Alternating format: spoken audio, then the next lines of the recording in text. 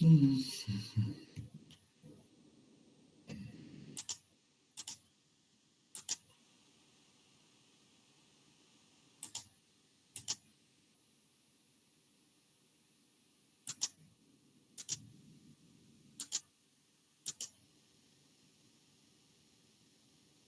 ¿Se puede ver? Sí, doctor. Sí, doctor. Ya.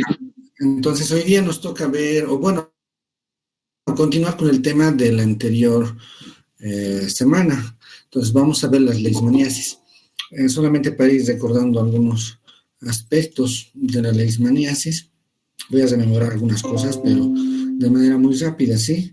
Esta parte histórica, ya les dije que, la leishmaniasis no se piensa que es una enfermedad reciente, ¿no? Sino que ya antes de la llegada de los españoles había, había provocado ya este tipo de lesiones, ¿no? Y eso fue pronto reflejado por medio de estas cerámicas antropomorfas, donde se muestra una de las lesiones que provoca frecuentemente la leishmaniasis mucosa, es decir, la mutilación de la nariz.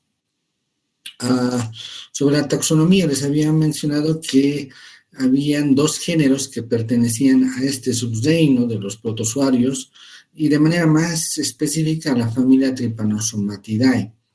De estos dos géneros son uno el Trypanosoma y el otro el género Leishmania.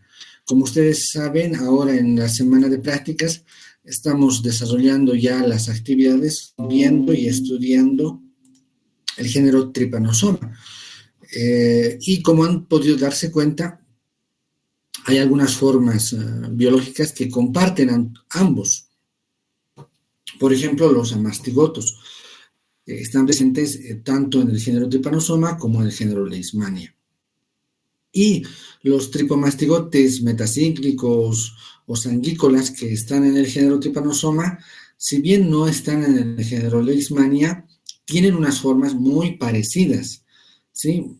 Y bueno, tienen estructuras internas también que se presentan en este género. Como ahora nos toca ver solamente el género Leishmania, podemos tomar en cuenta esta clasificación, que es una clasificación recientemente publicada el año 2019 en el libro de la OPS. Acá vemos la familia y vemos que dentro de esta familia existen varios géneros, ¿sí?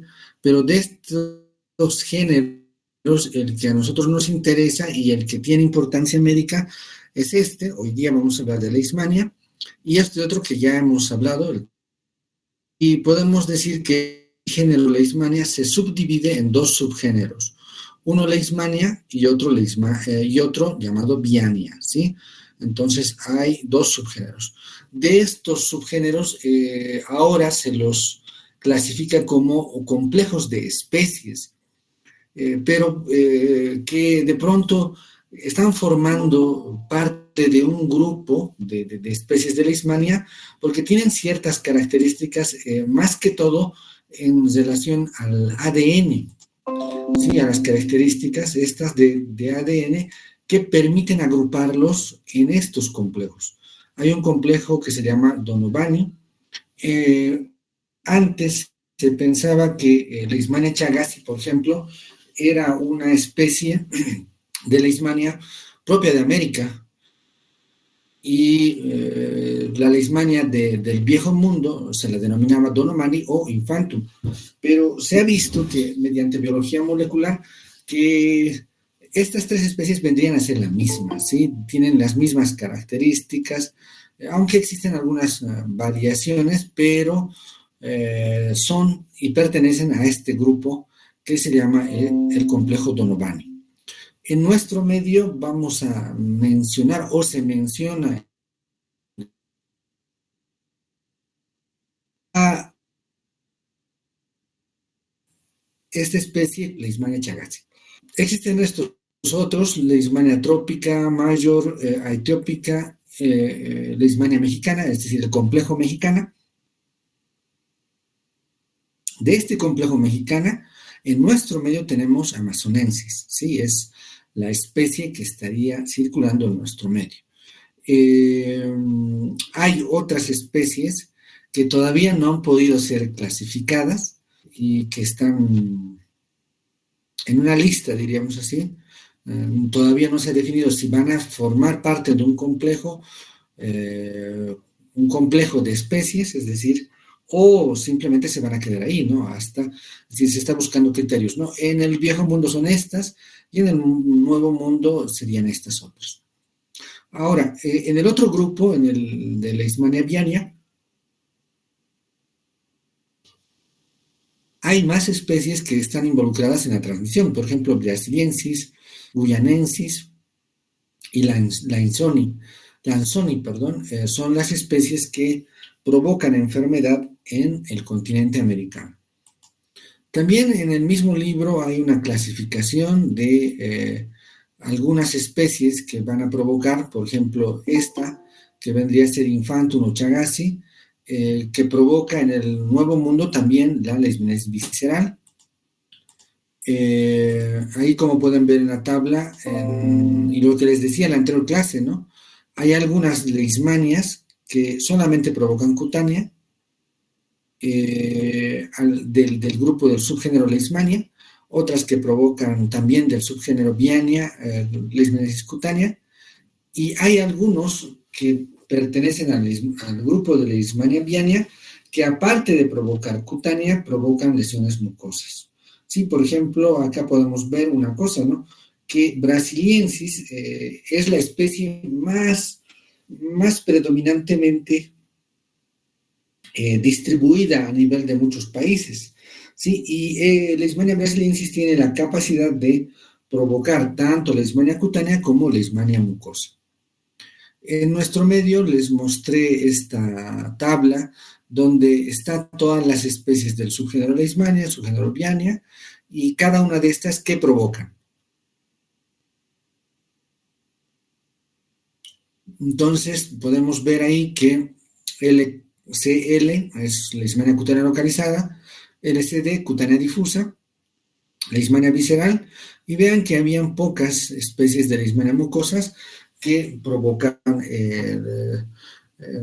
aparte de cutánea localizada, también leishmania mucosa.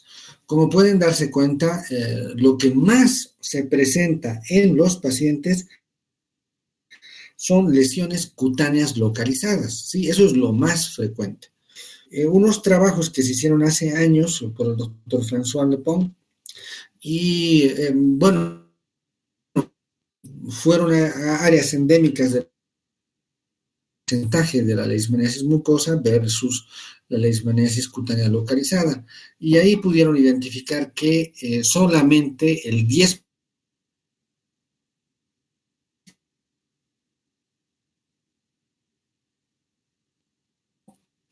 de casos de leishmaniasis cutánea localizada no nos localizada pueden más. En nuestro caso ya tenemos estas 6 especies que están presentes en nuestro país. Luego, aquí también les dije una cosa, que Leishmania amazonensis debería marcarse acá una X más en el Beni, ¿verdad? Entonces, esta es la frecuencia de especies también que provocan leishmaniasis en los diferentes departamentos. Vean que la leishmaniasis no es una enfermedad de zonas del altiplano, es una enfermedad netamente de zonas de trópico y subtrópico. La Paz no está acá en la ciudad de La Paz, sino está en la zona de los Yungas, ¿sí? Es decir, Caranavi, Teoponte, Mapiri, La Asunta, en todos esos sitios se encuentra el problema de la leishmaniasis. Entonces, también eso ya hemos explicado. Acá está nuestro vector de la leishmaniasis. Pertenece a la familia Psicodridae y transmite. Este es un vector que transmite parásitos, ¿sí? Por medio de su picadura va a inocular.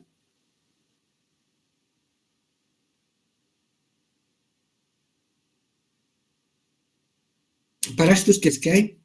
Y por otra parte, también esta leucemia tiene la capacidad de transmitir una infección bacteriana que se conoce como Bartonella.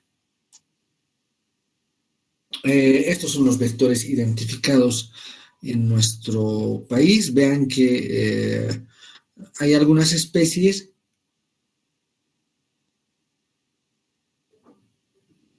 que tienen más vectores y que, bueno, eso se debe a su amplia distribución, ¿no? Por ejemplo, Brasiliensis está más distribuida en diferentes zonas y también se ha logrado identificar de estas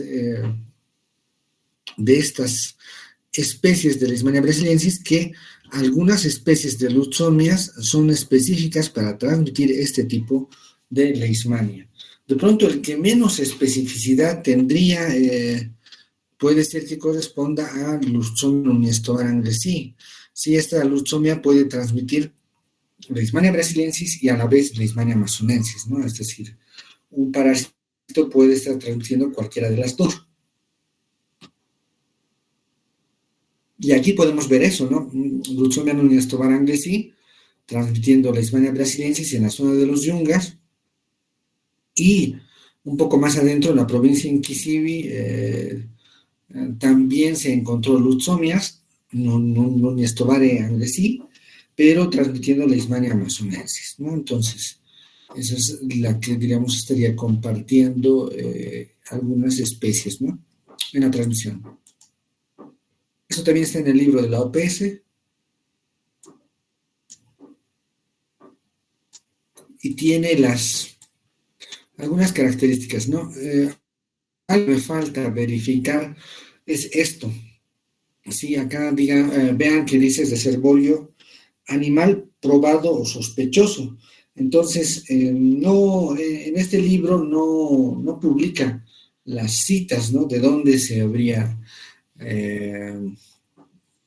descrito estos hallazgos, ¿no? Entonces, por ejemplo, acá dice Leishmania cutánea y Leishmania mucosa. De pronto, estas son todas las especies involucradas. ¿Cuál es la que tenemos más en nuestro medio? La Nuñez-Tovar anglesí, ¿sí? Y la que tenemos después está la Casdrai, esa tenemos, Janus martinsi y Yucumenensis. Entonces, estas sí estarían comprobadas. Esta otra de Janus martinsi también, Shawi también, algunas de estas, ¿no? Pero lo que no está comprobado, eso me olvidaba decirles, que el reservorio animal de estas especies no está comprobado.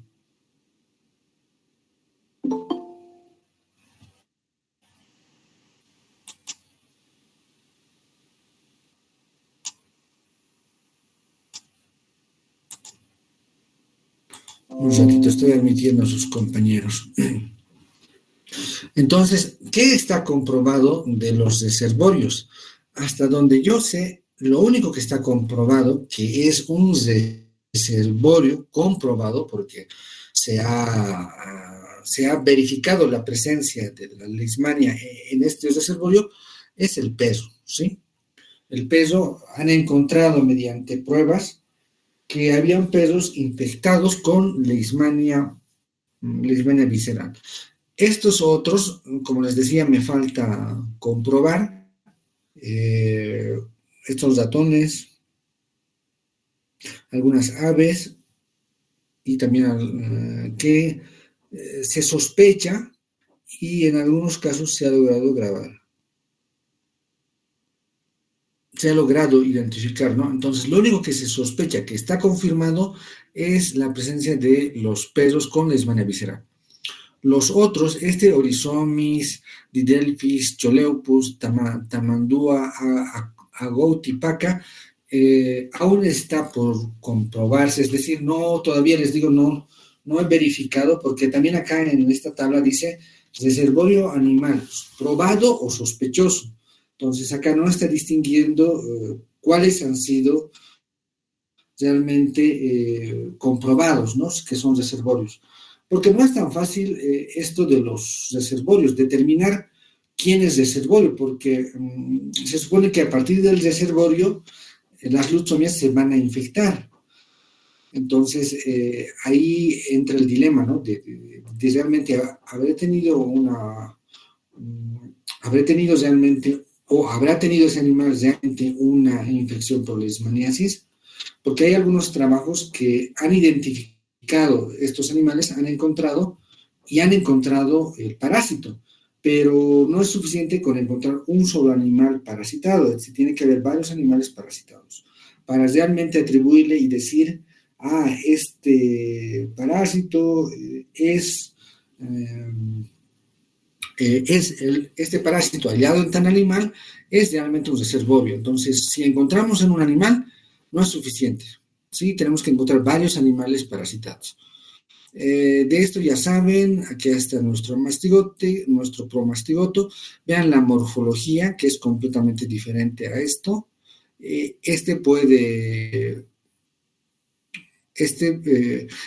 Esta forma parasitaria puede no puede, sino está dentro del promastigoto. Y vean acá su kinetoplasto, núcleo, kinetoplasto, flagelo.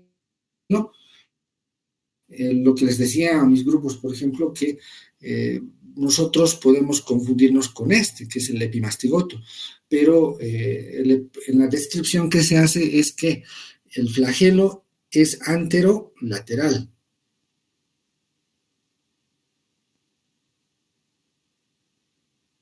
Ya, esta parte no voy a repetir más, son los amastigotos, núcleo, kinetoplasto.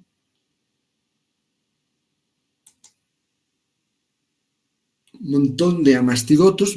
Vean cómo el amastigoto sirve para el diagnóstico de la leishmaniasis. Nuestro tripomastigoto. Vean ahí cómo, perdón, este es un epimastigoto, me estoy confundiendo, es un promastigoto, ¿sí? Entonces vean acá el promastigoto. A diferencia de los epimastigotos, recuerden que el epimastigoto sale de acá, de la parte anterolateral, y va y avanza hasta la punta, ¿no? Entonces se puede ver todas esas ondulaciones.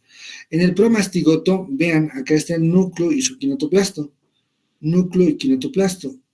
Y vean que el flagelo no tiene que recurrir de este extremo anterior para llegar al extremo posterior. Sí, este es el anterior y este es el posterior. Entonces, directamente el núcleo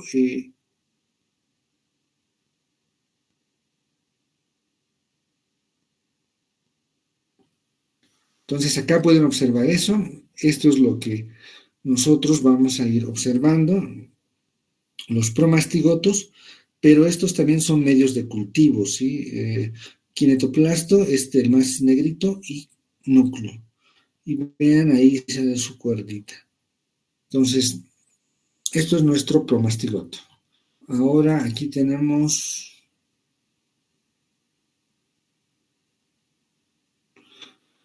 Aquí tenemos este siguiente ciclo y ahora vamos a ir haciendo participar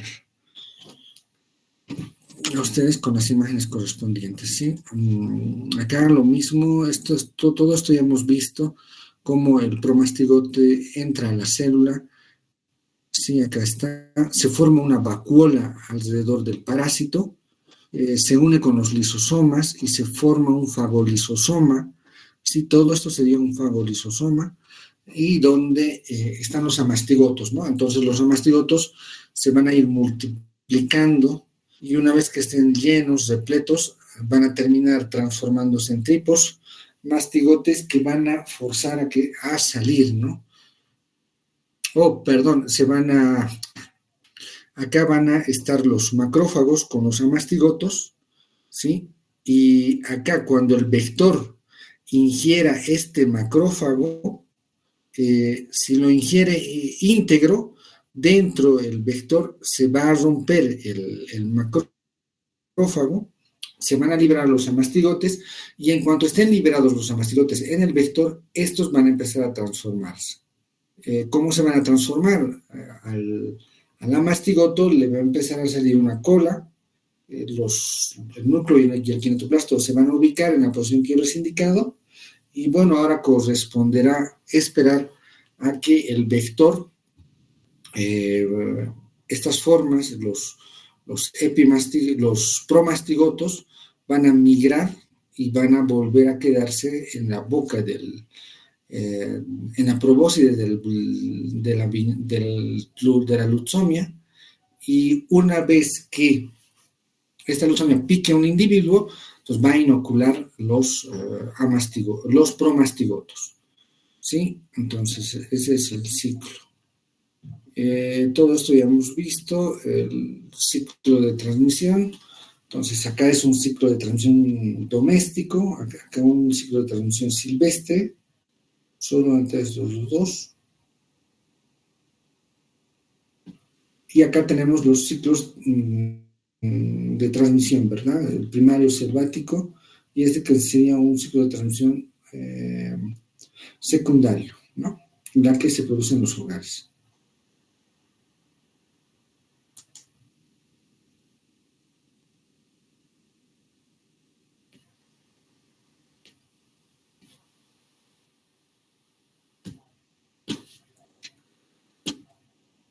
Ya.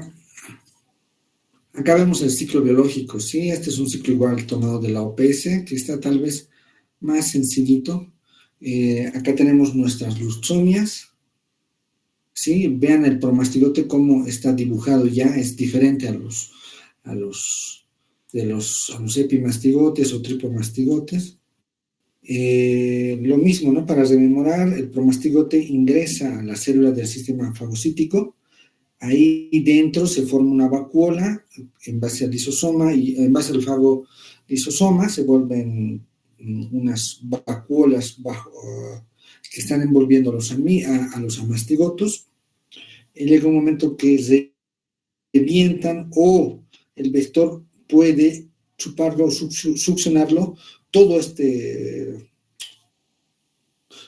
célula del sistema fagocítico mononuclear, ¿sí? Y todo esto estaría ocurriendo en la mucosa de la persona. Y más después lo que va a ver es que esto que ha sido ingerido se va a liberar, ¿verdad? Es decir, que aquí están los múltiples amastigotos que son liberados, y estos que son liberados sufren un proceso de transformación.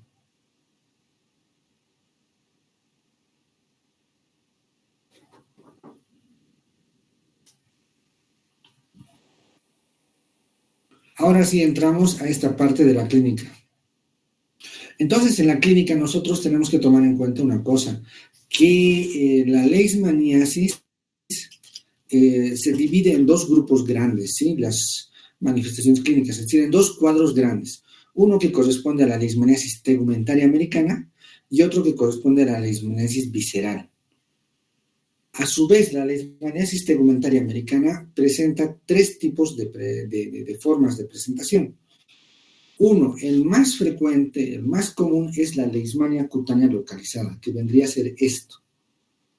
Sí, esta es una lesión de leishmania.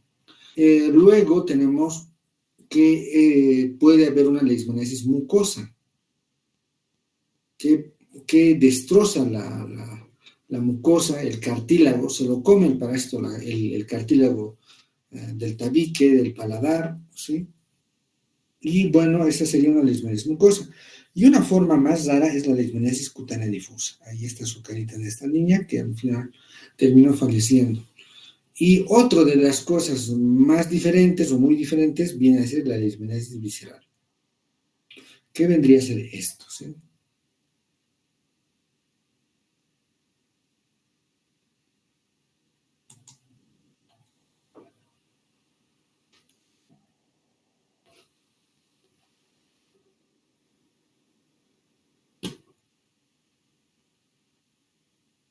Ahora describimos uno por uno, ¿sí? Lo voy a ir ampliando para que ustedes vayan viendo. Entonces, el primero es este. Esa es la leishmaniasis cutánea localizada. ¿Sí? Vean, es decir, afecta la piel. Entonces, lo que ha pasado es que un insecto, esos que hemos visto, que corresponden a las lusomias, pican en la piel, y como no tienen una probóscide muy grande, la lutsomia, solamente alrededor de donde ha picado comienza a lesionar las células, ¿sí? Y bueno, ahí se va a dar una reacción en la cual los macrófagos van a ingerir a los pacientes o a los en este caso a los amastigotos, ¿no? Es decir, el vector ingiere a los amastigotos que están acá. Ahora, si el vector ya ha ingerido, el vector viene, pica, inocula al promastigoto, y en este sitio los promastigotos están siendo ya ingeridos por las células del sistema fagocítico mononuclear, ¿sí? Y una vez que ingieren estas células del sistema, comienza a haber un proceso inflamatorio. Ahora, en esta etapa es muy interesante porque cuando las lesiones son así de pequeñitas, uno aplica la técnica de diagnóstico, ¿no? Que corresponde al frotis de la lesión. Entonces, ¿cómo se hace eso? Se agarra un mondadiente, todos ustedes deben conocer los mondadientes, y se mete la punta acá, ¿sí? Y se mueve. Uno tiene que mover el palito, tiene que tratar de romper tejido, ¿sí? Y una vez que ha hecho eso, empieza a sangrar, porque ha provocado sangrado en el tejido. Pero también ha provocado la liberación de los amastigotes que estaban dentro del tejido. Entonces, generalmente el diagnóstico se hace de esta manera, con el mondadiente, y luego esta vendría a ser lo que les dije hace un rato, la leishmaniasis cutánea localizada.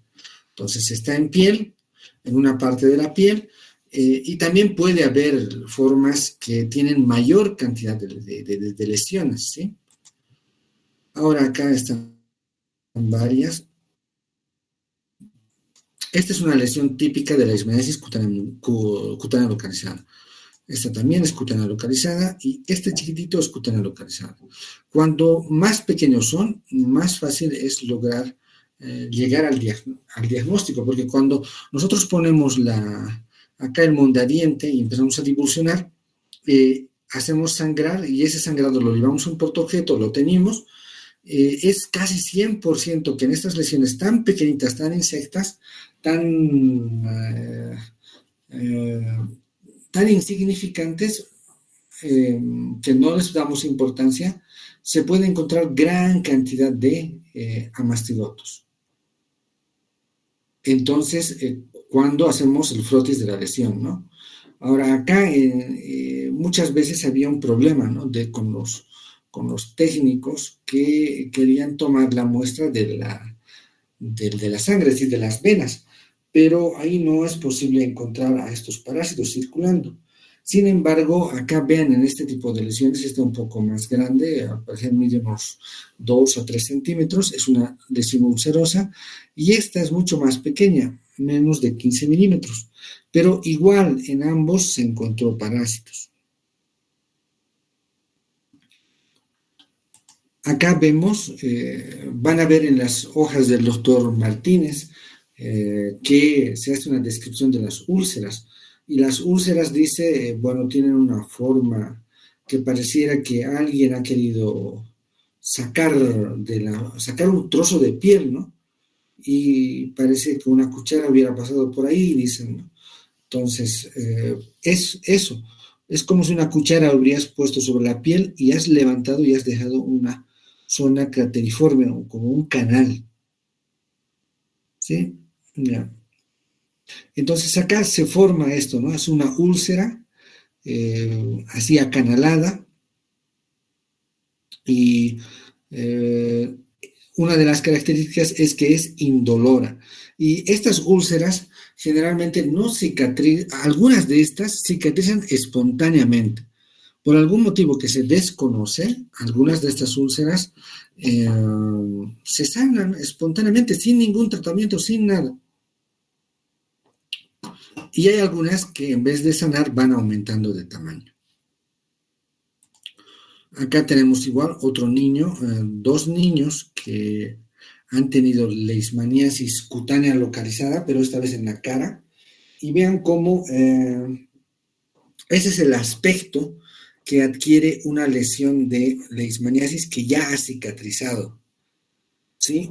Entonces, ustedes cuando estén en zonas tropicales, de pronto pueden identificar este tipo de pacientes con solo observarlos.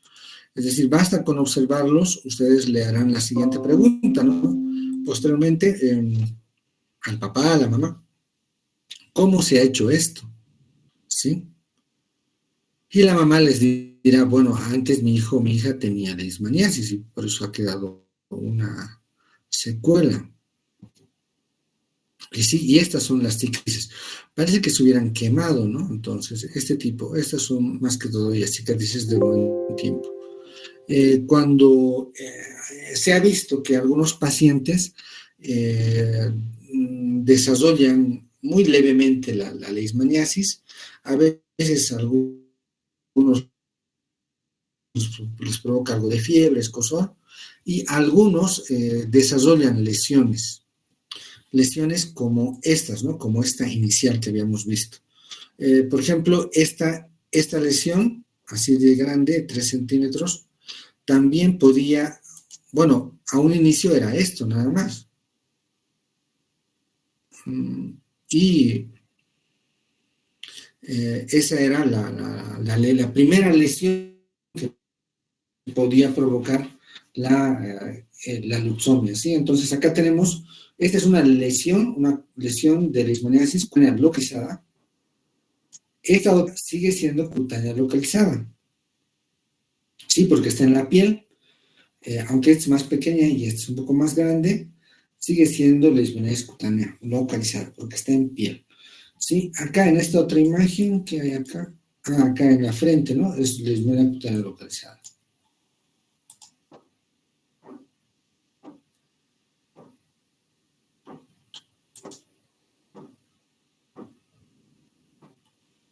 Acá en esta otra imagen vemos a un niño que tuvo ya una lesión pasada y es esto.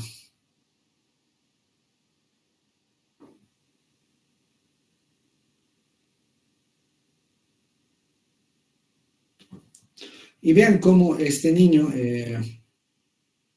se pueden dar cuenta que tiene este párpado un poco retraído, ¿sí? ¿Por qué? Porque la lesión de la picadura estuvo acá. Por mala suerte, esa lesión creció. Y esa lesión que después cicatriza, en el niño está provocando un descenso del párpado inferior. Entonces, el niño no puede cerrar de manera exacta sus globos oculares, ¿no? Por medio de los párpados. Entonces, por eso es que está siendo retraído, ¿no? Por una secuela que terminó provocando la picadura, la presencia del parásito, ¿no?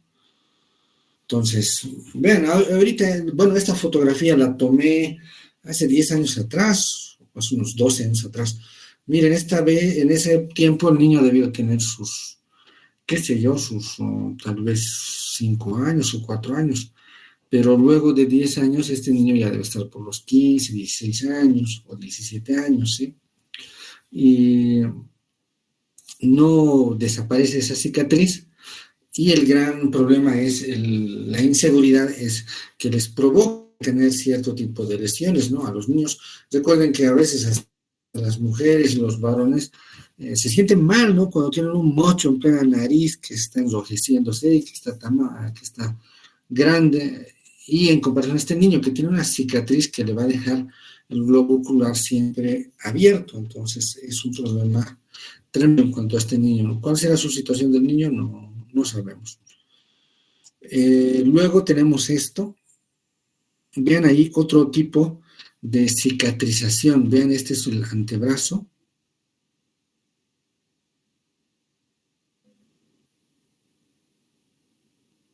Entonces acá dice leishmaniasis cutánea, cicatrices, lesiones redondeadas, atróficas de la piel, brillante, sin anexo. Eso de brillante, ustedes cuando vean este tipo de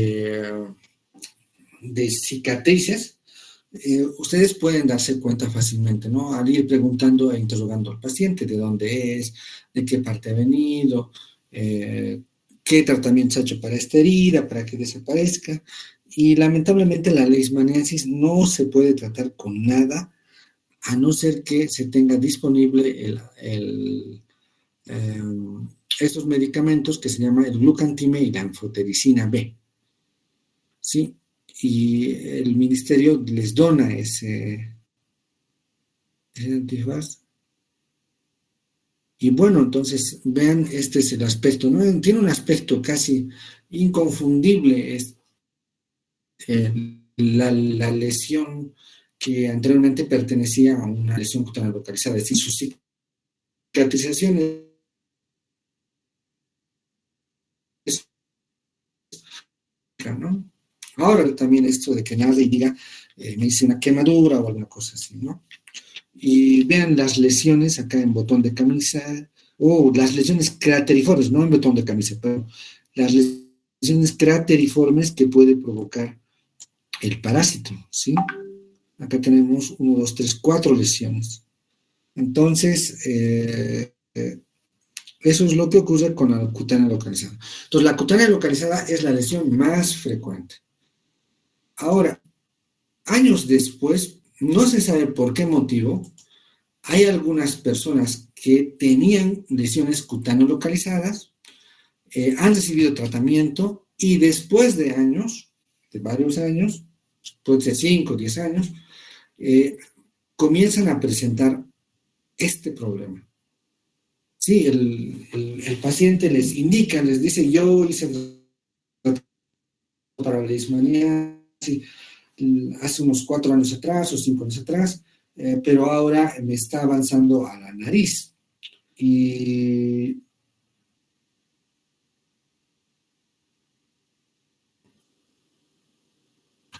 pues vean acá como la lesión ha llegado hasta el tabique nasal, y lo que les decía, no se sabe por qué motivo estas lesiones cutáneas localizadas migran y van hacia el tejido de la mucosa, del tabique, de la nariz, generalmente al cartílago, y en este sitio comienzan a destrozar, comienzan a alimentarse del cartílago hasta el extremo de perforarlo. Sí, entonces puede haber un orificio al otro lado de la nariz. Y bueno, exactamente qué origina esta migración no se sabe. Sí se sabe que la leishmaniasis brasiliensis es la que provoca este tipo de leishmaniasis mucosa. Y también, por otra parte, hay pacientes o hay personas que no han desarrollado ni cutánea localizada ni cutánea mucosa, pero cuando se les hace una prueba serológica resultan ser positivos, ¿no?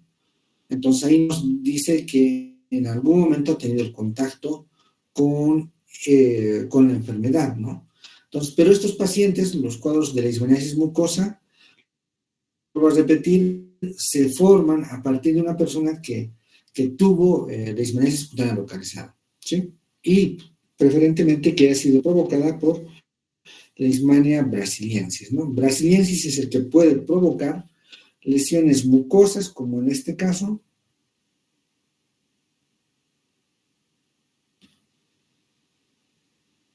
Y acá ven. Ahora, en algunos pacientes se ha visto que estas lesiones pueden extenderse acá, por todo el labio. Sí, y uno de las grandes dificultades es llegar a estas poblaciones que son vulnerables, que sufren las consecuencias de su trabajo en la zona o de vivir en la zona. Pero bueno, habrá oportunidad para hacer eso, entonces más adelante.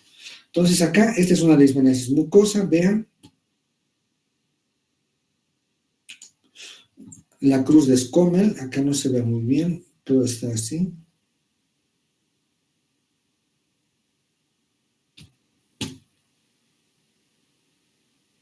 Acá, o esto de los paladares, un poco eritematosos.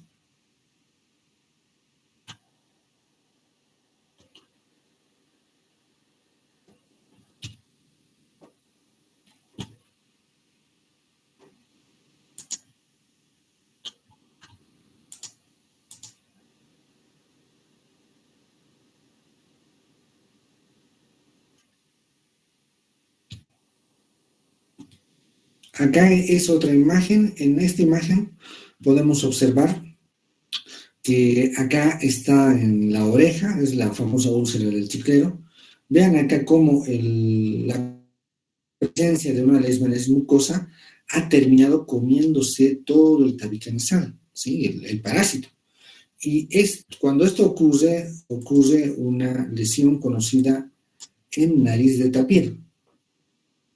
Entonces, ¿qué es lo que significa esto? Que se lo comió todo el centro y este parásito maldito hizo que al final, cuando está el tabique completamente destrozado, el lóbulo de la nariz cae, ¿no? Y se forma o compararon esto como una nariz en tapir, ¿sí? Entonces, una nariz caída.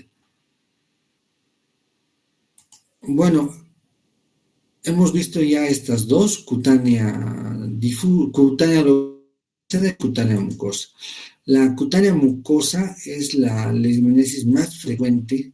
La leishmaniasis cutánea localizada es la más frecuente. Luego viene la mucosa. Y ahora viene otra de las leishmaniasis que es una de las leishmaniasis muy rara, ¿sí? Y esta leishmaniasis rara se llama cutánea difusa. Entonces, esta cutánea difusa, que es otra variedad de presentación de la leishmaniasis, fue descrita, podríamos decir que el primer caso fue descrito en 1948 por este profesor. Este profesor, ahí como dice, era docente de la Universidad Mayor de San Andrés. Y en 1948 él encuentra el primer caso de leishmaniasis cutánea difusa. Y es sí, este trabajo se publicó en dos lugares, uno en las memorias del Instituto Osvaldo Cruz y otro en una revista boliviana de esa época, y estas son algunas de las imágenes, ¿sí?, del paciente con cutánea difusa.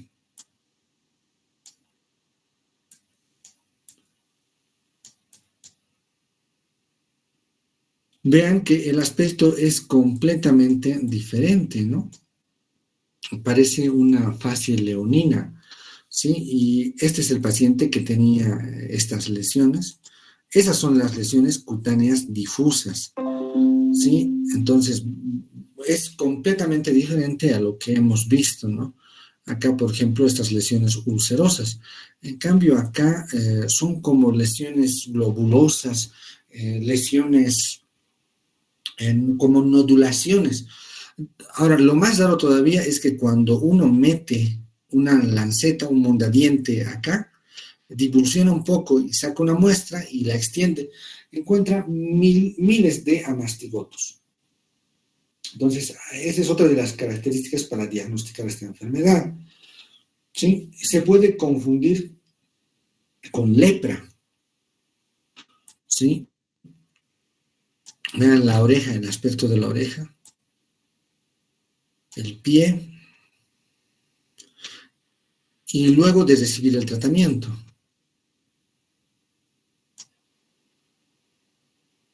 Sí, acá ya ven cómo el paciente no se lo trató con glucantime, pero vean cómo remitió, desapareció. La historia de este paciente se desconoce. Si alguien logra encontrar alguna publicación boliviana en relación a esto, sería genial. Pero, o si alguien tiene algún documento de esto, de sus papás, algo, sería interesante saber qué es lo que pasó, porque en la revista boliviana menciona y dice, saldrá otro número, es la revista, no me acuerdo, no recuerdo, Asociación Médica de Estudiantes, AMEU, algo así es. Y en la publicación menciona, ¿no? Y dice, saldrá un número donde se detallará más aspectos de este caso muy interesante, ¿no? Entonces, no logramos encontrar esa revista. Años después, el doctor Martínez encuentra este otro caso, también de cutánea amazonensis, ¿sí? La cutánea difusa, esta cutánea difusa, no lo provoca cualquier agente etiológico, lo provoca Leishmania amazonensis, ¿sí? Y encontró otro caso de Leishmania cutánea difusa. En esta niña, ¿sí? Es una niña que terminó muriendo. No están acá las lesiones en la piernita de la niña, pero al final falleció, pese a que recibió el tratamiento, ¿sí? Lo de malo de estos pacientes es que ahora tenemos un paciente, el año pasado lo encontramos en el Hospital General, en la sala de dermatología, y es otro caso que vendría a ser el tercer caso en Bolivia de cutánea difusa. Pero este paciente es una persona de 25, 26 años de edad, igual tiene este tipo de lesiones, más características como en este aspecto. De la niña son un poco planas, ¿sí? Pero de la piernita sí eran así, medio verrucosas, nodulares, ¿sí? No son ulceradas.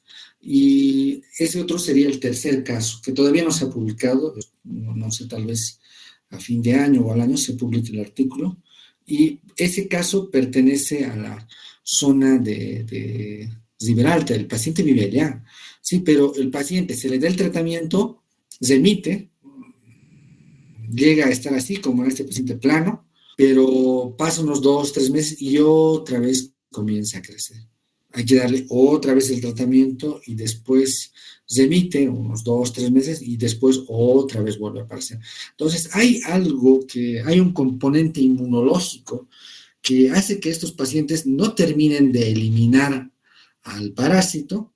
El medicamento contribuye a que se disminuya su concentración, pero posteriormente vuelve a aparecer la lesión, ¿sí? Y la otra causa rara es, o poco frecuente, no rara, es la leishmaniasis visceral. Esta fotografía fue tomada también por Jean-Pierre Dedet, si no me equivoco, o François Lepon, no recuerdo, porque en la época de los 70, 80 vinieron muchos franceses a estudiar la leishmaniasis y ellos estuvieron en esta zona de los Yungas y encuentran este caso de este niño, le hacen una punción de médula ósea, porque una de las características de la leishmaniasis visceral es que afecta a las vísceras, ¿no? Como su nombre lo indica. Hay una hepatoesplenomegalia, es decir, tanto el hígado como el vaso crecen desproporcionadamente. Entonces, estos niños con su pancita así son casos de leishmaniasis visceral. Ahora, hasta el momento se han descrito 9 casos así comprobados de leishmaniasis visceral, 9. Entonces, la que es menos frecuente es leishmania cutánea difusa, ¿sí? Esta vendría a ser la más rara, ¿no? Es por la cantidad de casos, 3 casos. Esta otra es también rara, pero no tan rara. Bueno, tenemos 9 casos nada más, ¿no? Pero bueno, ahí hay una diferencia numérica que la ubicaría en rareza como en un segundo lugar, ¿sí? En otros países, por ejemplo, en el Brasil es muy frecuente, ¿sí? Entonces, hay poblaciones, hay una cantidad alta de casos de leishmaniasis. En Brasil incluso se ha vuelto un problema muy complejo porque como hay mucho VIH, los pacientes que de pronto eran asintomáticos comenzaron a hacer leishmaniasis visceral por estos cuadros de inmunidad, ¿no? De inmunosupresión. Sí, en África también es muy frecuente, vean acá estas 4 personas, acá este otro niño, vean acá, y cómo puede depauperar, ¿no? Hasta volverlos caquéticos. Sí, entonces, esas vendrían a ser las leishmaniasis. Ahora, acá está un perrito, nuestro mejor amigo. El vector, lo que les decía hace rato, el vector comprobado de la leishmaniasis, el reservorio comprobado de la leishmaniasis visceral es el perro, ¿sí? Han aislado de un perro, de perros, leishmaniasis visceral, ¿sí? Entonces, ese es el único vector comprobado. Hay una característica en los perros parasitados, presentan onicogrifosis, es decir, las uñas les crecen mucho más, ¿sí? Y también hay perros que presentan lesiones ulcerosas, ya sea en la nariz o en la piel.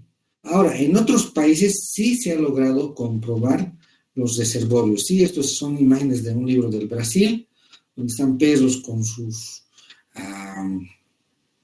con las lesiones en los hocicos. Miren los gatitos, ¿no? Con lesiones, ¿sí? Y en Brasil también se ha logrado verificar que estos reservorios son los que transmiten. Entonces, un reservorio es muy complejo. En nuestro medio hay una investigadora que es, no recuerdo su nombre, pero que es una boliviana que está trabajando en el IRD en Francia, y ella buscó reservorios. Mataron alrededor de 80 de estos roedores y en ninguno lograron encontrar a la leishmania. Entonces es muy, muy difícil lograr identificar reservorios de leishmania. Ahora, para decir que es un reservorio, no basta con que encontremos en un tipo de estos roedores a la leishmania. Por lo menos se tienen que encontrar 5 o 6 de una misma especie parasitados. Si no, bueno, podemos decir solamente que se sospecha que este es un posible reservorio, ¿no? Nada más. Después tenemos lo siguiente. Acá tenemos, bueno, ya están los reservorios, están las lesiones. Acá tenemos el diagnóstico. Entonces, para hacer el diagnóstico, ustedes ya saben, hay diagnósticos que son directos, que te permiten observar al parásito, y hay otros diagnósticos que son indirectos, ¿no? Que hay una reacción de tipo inmunológica para ver la presencia del parásito. Entonces, vean, esta es la lesión. No sé si tengo acá imágenes de toma de muestra de lesión. No. Entonces, acá se hace un frotis de la lesión. Entonces, se agarra el mondadientes, los palitos, y se empieza a divulsionar acá. ¿Sí? Se empieza a pinchar. Se hace que sangre este lugar. No se pincha acá en el centro, sino se pincha acá en esta parte del rodete, ¿sí? Acá entre el borde de la lesión y el rodete. Se mete acá el mondadiente y se lo mueve el mondadiente acá en este sitio, y el mondadiente, la punta, llega a contener sangre, y esa sangre se extiende en un portaobjeto. Se extiende en un portaobjeto, se lo fija con alcohol y se tiñe, y se busca lo que habíamos visto en un principio, los amastigotos. Entonces, esto es lo que se busca. Y lo que les decía, es decir, esto es lo que nosotros tenemos que observar y que vamos a encontrar en este tipo de lesiones, en este tipo de sitios, ¿sí? Acá, cuando pinchemos. Ahora, hay una característica, aprovecho esta imagen, que se llama la recidiva cutis. Resulta ser que hay pacientes que, a pesar de que ya tienen esta cicatriz, comienza a salir como un globito acá, como una pequeña pápula, ¿sí? Justo sobre la lesión cicatrizada. Entonces, cuando sucede eso, esas perlas, cuando se las encuentra, a eso se le denomina recidiva cutis, es decir, quiere decir que se está reactivando. Esto de la leishmaniasis es muy complejo, ¿sí? Porque se ha visto pacientes, les vuelvo a repetir, que sin ningún tratamiento, de pronto lesiones un poco pequeñas así, espontáneamente han curado, sin ningún tratamiento. Pero también después de años, estos pacientes que espontáneamente han curado, al cabo de unos 7, 5 años, han empezado a hacer leishmaniasis mucosa, ¿sí? Aunque ya tienen esa cicatriz, el parásito por algún motivo ha migrado y ha llegado acá, a la nariz, ¿sí? Ahora, hay pacientes que también han hecho tratamiento, han hecho cicatrizar con el tratamiento la lesión, y años después igual han desarrollado leishmaniasis mucosa. Y hay algunos pacientes que con tratamiento o sin tratamiento nunca han desarrollado leishmaniasis mucosa. ¿Sí? Ahora, las explicaciones son varias, ¿no? Puede ser de que era leishmaniasis lanzoni, que solamente provoca cutánea localizada. Ahora, puede ser que sea guyanensis, que solamente provoca leishmaniasis cutánea, nada más, ¿no? Pero no se sabe exactamente qué es lo que ha pasado. Entonces, ese es el diagnóstico directo, un frotis de la lesión, y otro, hacer un aspirado de la lesión. Estos aspirados de la lesión, lo que se hace es colocar en medios de cultivo, ¿sí? y acá comienzan a crecer los promastigotos. Otra es que nosotros pinchemos este sitio, divulsionemos con la aguja un poco y el contenido aspiremos y luego se inocula a un hámster, ¿sí? En las patitas de los hámsters. Entonces, al cabo de unos 1 mes, 2 meses, en la patita del hámster comienza a crecer como si fuera un guante de box los parásitos, ¿sí? Entonces, esto, pero no se hace de manera rutinaria. Esto es solamente con fines de estudiar, de aislar al parásito, ¿sí? O esto. Lo que se hace de manera rutinaria es el frotis de la lesión. Esto es el examen de médula ósea para la leishmaniasis visceral. Entonces, ¿qué se hace? Se pincha la espina ilíaca anterosuperior, ¿sí? Y se aspira. Este aspirado, esto se extiende acá, como está apareciendo acá, se extiende, se coloca una gotita acá y luego con el portaobjeto se extiende, se hace un frotis, se tiñe y se busca mastigotos. Se hace uno en la espina ilíaca anterosuperior y otro en el esternón, ¿sí? Se pincha en el esternón. Entonces, ahí nosotros tenemos la posibilidad de encontrar a mastigotos. Hay que tener mucho cuidado con que este procedimiento sea prácticamente cuidando la asepsia, la esterilidad por completo del sitio, del lugar y del momento de hacer esto. Y es muy sencillo hacer esto, ¿no? Pero hay que tener sus cuidados. No se pincha, antes se pinchaba, había la lógica, ¿no? Como está siendo parasitado el hígado y el vaso, ¿por qué no pinchamos de ahí? ¿Por qué no hacemos el aspirado? El problema es que el hígado y el vaso son muy irrigados. Entonces, cuando se pincha, generalmente originamos un sangrado que a veces no para. Entonces, es el riesgo. Por eso es que no se hace una punción del hígado ni del vaso, ¿sí? Ahora, se puede aislar la muestra para medio de cultivo, para inoculación en hámster. Hay otra prueba de diagnóstico indirecto, que es la intradermos de acción de Montenegro. ¿Se acuerdan que en un principio habíamos hablado de las pruebas que valoraban la inmunidad celular y la inmunidad humoral? Las pruebas serológicas son las que van a estudiar la respuesta o la inmunidad humoral. Y en cambio, la inmunidad celular, el único ejemplo teníamos era la intradermos de acción. Entonces, se inocula en la parte anterior del antebrazo con una aguja leishmanina, antígenos, es decir, parásitos muertos, y se espera la reacción. Es decir, si hay reacción, en este sitio donde se ha inoculado este antígeno o este parásito, atenuado, muerto, comienza a endurarse. Este sitio se vuelve duro. Entonces, hay que leer dentro de las 48 horas. ¿Sí? Si no hay reacción y no ha habido contacto, entonces este sitio simplemente no crece, ¿no? Se mantiene normal. Donde se ha pinchado, se pinta así para hacer la lectura. Se pincha incluso el sitio donde se ha pinchado, ¿no? Entonces, a partir de ahí, si esto se endurara, se hace una medición del diámetro y se considera positivo cuando es mayor a 5 milímetros. Y si no, bueno, se considera como negativo.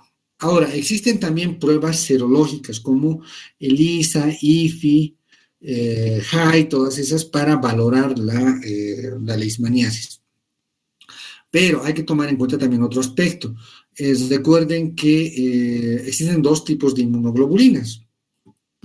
¿Y cuántas veces han venido a nuestra consulta para ver y decirnos que su médico del área tropical les pidieron que hicieran una prueba serológica? Vinieron acá, hicieron la prueba serológica y la prueba serológica salió positiva. Entonces, ellos pensaban que tenían todavía leishmaniasis. Ahora, ¿cuál es la explicación? Las pruebas serológicas lo que están midiendo es la respuesta inmunológica.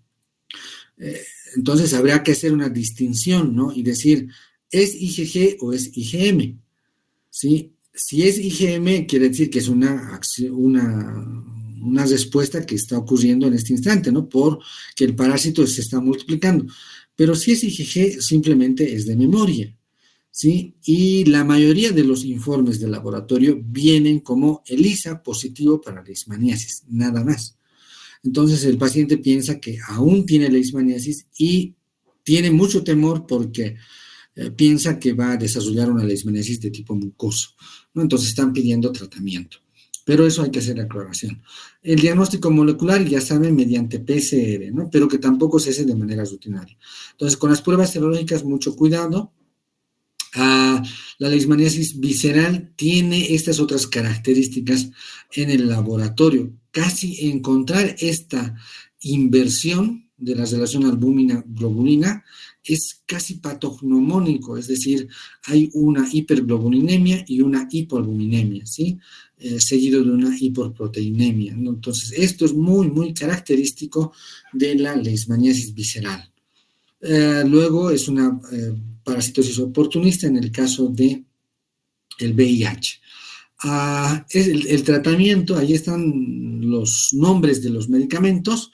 No está puesto aquí las dosis, porque en las teóricas del doctor Martínez está ahí bien descrito las dosis que se utiliza, glucantime para cutánea localizada. Ahora, una cosa que ustedes van a chocarse con leishmaniasis cuando se vayan al trópico a trabajar a la zona de los yungas, porque ¿quién no quiere ir a trabajar a esos sitios que son hermosos, ¿no? Ahí calor, fruta. Y lo que hay que hacer es, cuando se inicia el tratamiento de leishmaniasis, sí o sí se debe confirmar el tratamiento, es decir, la enfermedad. ¿Por qué? Les he mostrado todas estas lesiones, ¿verdad? Y hay un problema, ¿sí? No toda lesión que aparece en la piel es leishmaniasis. Esto puede ser provocado por el propio paciente, o sea, le ha picado una pulga y se ha empezado a rascar y de pronto ha provocado una lesión de este tipo. Ha habido una infección bacteriana y de pronto es leishmaniasis. A nosotros nos hemos topado con que lesiones que no parecían leishmaniasis, al final tomábamos la muestra y eran leishmaniasis. Y también lesiones que realmente no parecían leishmaniasis, no eran leishmaniasis, ¿no? Entonces, toda lesión que se observa se debe descartar primero leishmaniasis. Si no se encuentra, entonces no es leishmaniasis, puede ser micosis, puede ser infección bacteriana. Solo si se confirma, si se logra ver a mastigote, se debe iniciar el tratamiento. El glucantime son ampollas de 5 ml. Y si nosotros pesamos a una persona tenemos una persona de 60 kilogramos, se aplica más o menos 10 ml por kilogramo o 10 miligramos kilogramo peso. Entonces, una persona con 60 kilogramos más o menos necesitaría como unos 15 ml, ¿sí? Como 15 ml. Y si pasa de los 60, necesita hasta 20 ml, es decir, 4 ampollas de 5 ml. Ese tratamiento se aplica durante 20 días a 30 días. Entonces, el medicamento es muy tóxico, ¿sí? Muy tóxico. Entonces, imagínense, el paciente cada día tiene que venir a hacerse pinchar la nalga izquierda, la nalga derecha al día siguiente, al subsiguiente día la nalga izquierda, la nalga derecha, la nalga izquierda, la nalga derecha. Entonces, llega un momento en que el paciente no puede sentarse, le duele. Entonces, no es un tratamiento que uno diga, no pasa nada, es como la amoxicilina tomas qué sé yo, tomas 1 gramo cada 8 horas y no pasa nada, es tal vez el medicamento o el antibiótico más benevolente, que no provoca reacciones adversas, pero no sucede eso con el glucantime. Entonces hay que estar seguros de que el paciente realmente tiene leishmaniasis. ¿Por qué? Porque no sería, y esto ha pasado, 20 días de tratamiento o 30 días de tratamiento y la lesión no se ha modificado en nada, ¿sí? Nos mandan a nosotros y verificamos, hacemos los exámenes y no tiene nada, es decir, iniciamos tratamiento antibiótico o antimicótico y comienza a remitir. El paciente entonces sufrió de lo nada 20 pinchazos o 30 pinchazos. Y otra cosa, el medicamento no es de fácil acceso, el ministerio lo distribuye, lo entrega gratuitamente, pero tardan. Estos pacientes se desesperan porque ven que su lesión comienza a crecer. Tampoco crece de la noche a la mañana, ¿sí? No es que tienes la lesión pequeñita de 2, 3 milímetros o 4 milímetros y pasa una semana y ya mide 10 centímetros. Tarda lentamente en crecer, ¿sí? Es decir, a los 5 o 6 meses puede estar midiendo unos 3, 4 centímetros o 5 centímetros, pero a veces uno se desespera, ¿no? Por una lesión que no cicatriza, porque no responde a nada. Es decir, si es leishmaniasis, por más que le pongas cefalosporinas al paciente, qué sé yo, el último medicamento en generación, el último medicamento o antibiótico no hace nada, es decir, no le afecta en nada al parásito. Incluso en estas zonas tropicales, ¿qué hacían? Compraban penicilina en frascos y le echaban la penicilina al sitio, ¿no? Pero no, nada, la lesión se mantenía. Cosas desesperadas que hacen los pacientes. Agarran el líquido de la batería de los autos y lo quemaban en estos sitios de la herida, ¿no? Le echaban ahí el líquido. ¿Y cómo te dabas cuenta? Bueno, el paciente también te contaba eso, ¿no? Pero en ese sitio, ¿qué es lo que pasaba? El tejido se muere y la costra que se forma es una costra como plástico, ¿sí? Se empieza a desprender, se vuelve duro ese sitio que murió y la costra es dura, ¿no? Entonces hay que ir despegando a poco y es doloroso, ¿no? Eso sí es doloroso. Entonces le hacían una y otra cosa. También le echaban la batería, el contenido de las pilas, ese líquido medio negro. Entonces hacían barbaridades con las lesiones, ¿no? Cuando son cutáneas localizadas. Entonces, lo mejor es no hacer nada, ir al centro de salud y hacer el tratamiento correcto. Con la leishmaniasis mucosa, con la leishmaniasis mucosa es igual, ¿sí? El tratamiento dura alrededor de 2 a 3 meses y se hace con anfotericina B. Y la anfotericina B es hepatotóxica. El paciente tiene que estar sí o sí internado. ¿Por qué? Porque la anfotericina B se coloca con dextrosa, es decir, por vía endovenosa. El tratamiento con anfotericina B, cada ampolla te logra costar 300, 400 bolivianos, cada frasco, pero el ministerio también distribuye gratuitamente, ¿no? Entonces, es muy complicado. Igual, tener disponibilidad de esto es complejo. La leishmaniasis visceral se trata con glucantime, primera opción, luego están estas otras soluciones. Ha dado muy buenos resultados el miltefosine, pero por suerte no tenemos muchos casos de leishmaniasis. Este es un mapa más reciente, esto fue construido en 2017, ambos mapas, y vean cómo está pintado ahí las zonas de transmisión de leishmaniasis. Entonces, nosotros estamos acá en el centro y estamos entre algunas zonas con pintados de anaranjado y amarillo y algunas zonas hasta de color verde, ¿sí? Entonces, Tarija, por ejemplo, hay la zona Santa Cruz, hay algunas zonas, ¿sí? Habría más frecuencia de transmisión de leishmaniasis en la zona de Pando, ¿sí? Y la zona de los Yungas. Nuestro foco en este momento es la Asunta, ¿sí? Por la migración. Sobre la leishmaniasis visceral, hay 9 casos, les dije, ¿verdad? Algunos casos se encontraron en esta zona de Santa Cruz. La mayoría de los casos fueron diagnosticados acá en los Yungas. Aparentemente, ¿por qué no hay más casos de leishmaniasis visceral? Porque se ha identificado a vectores con leishmaniasis brasiliensis o leishmaniasis chagassi. Se ha identificado a los perros con leishmaniasis chagassi. Aparentemente, la lutzomia que transmite la leishmaniasis chagassi no es antropofílica, es decir, no tiene hábitos de alimentación con los humanos, y más es zoofílica, es decir, se alimenta más de humanos.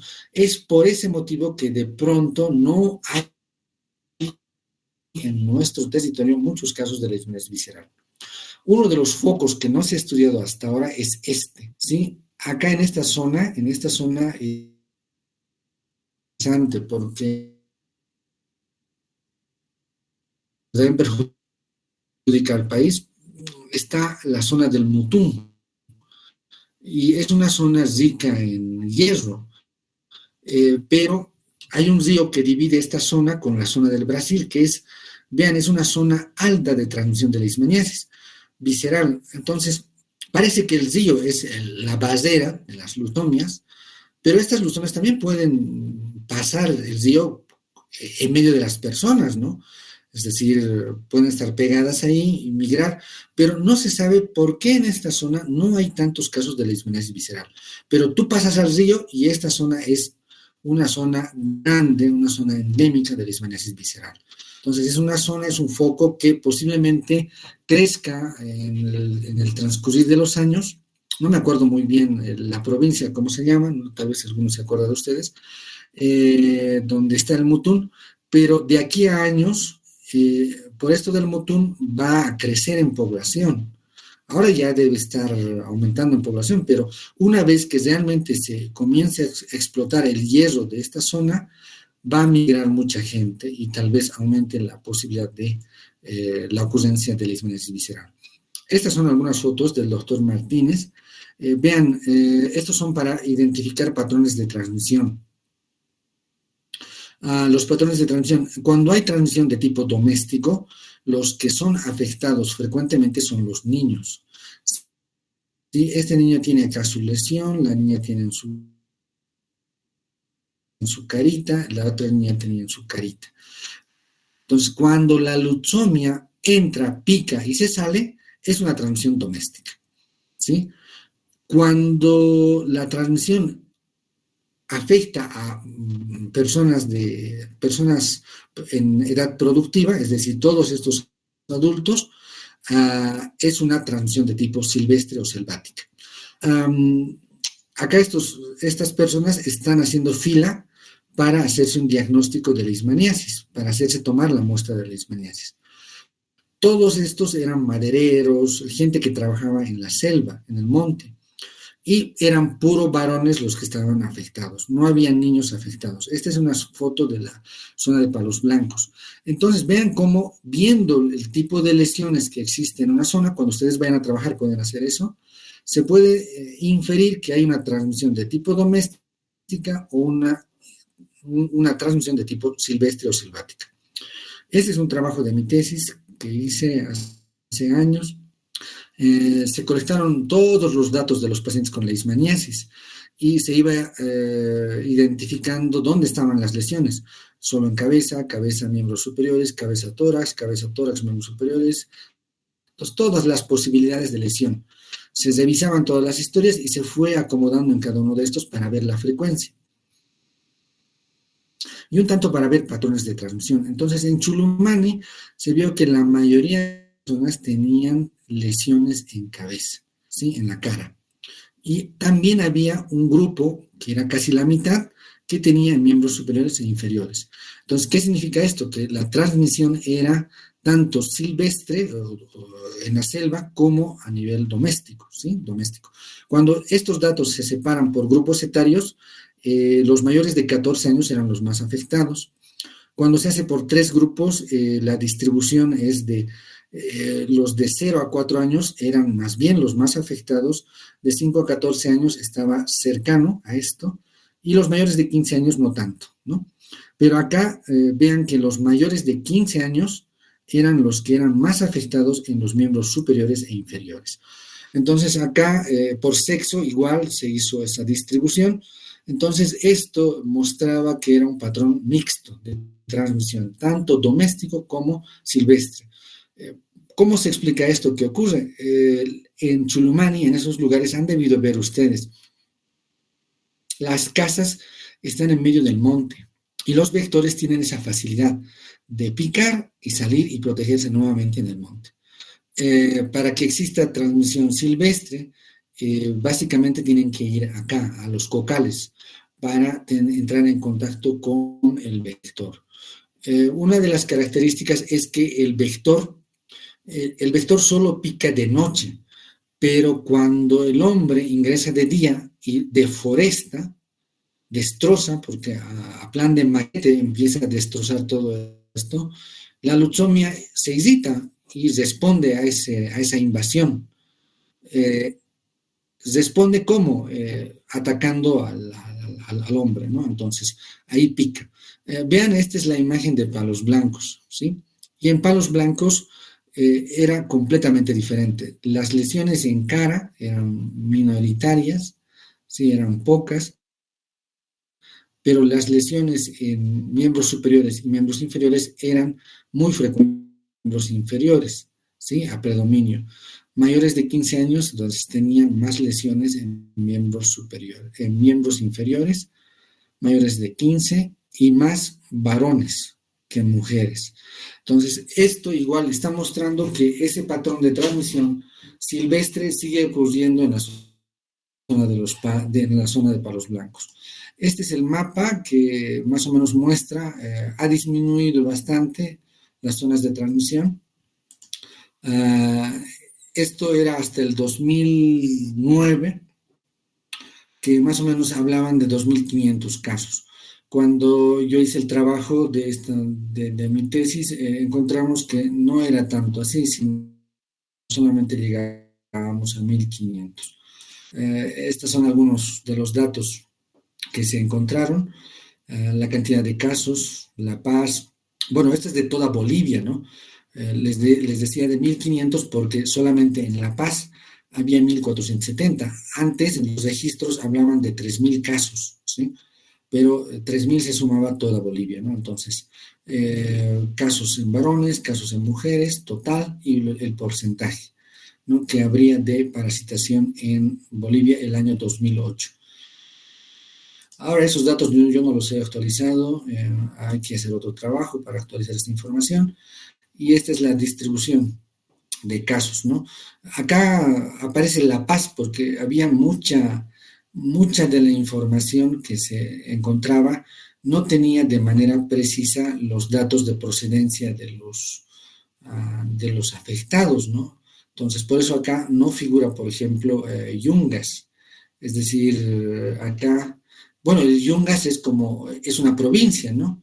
Pero acá está Caranavi, Churumán y la Asunta para los blancos, y lo raro es los casos de La Paz, porque estos casos de La Paz son todos los casos que han sido atendidos en el Hospital General, pero recuerden ustedes que no hay transmisión en el hospital, aquí en la ciudad de La Paz, ¿no?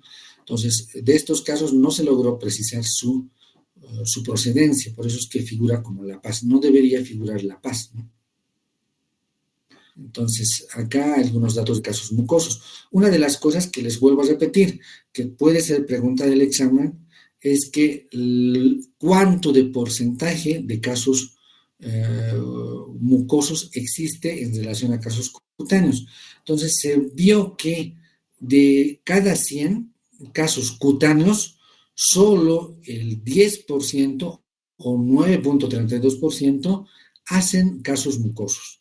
Es decir, ¿qué significa eso? De cada 100, 10 pueden desarrollar un caso mucoso. Si es de cada 100, entonces, de cada 100, 10, ¿no? De cada 1.000, 100, ¿no? Entonces, o de cada 10, 1. Entonces, esa es la relación o la proporción de casos mucosos versus casos cutáneos, ¿sí?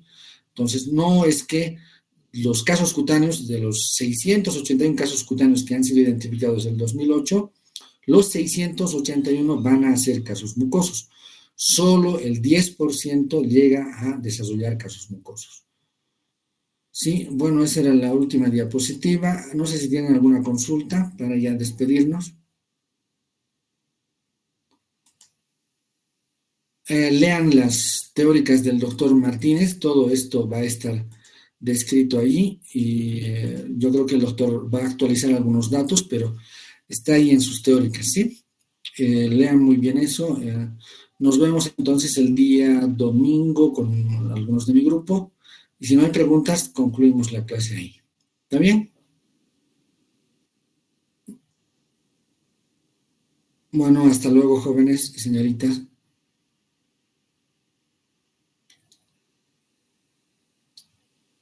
Gracias, doctor. Gracias, doctor. Hasta luego. Hasta luego.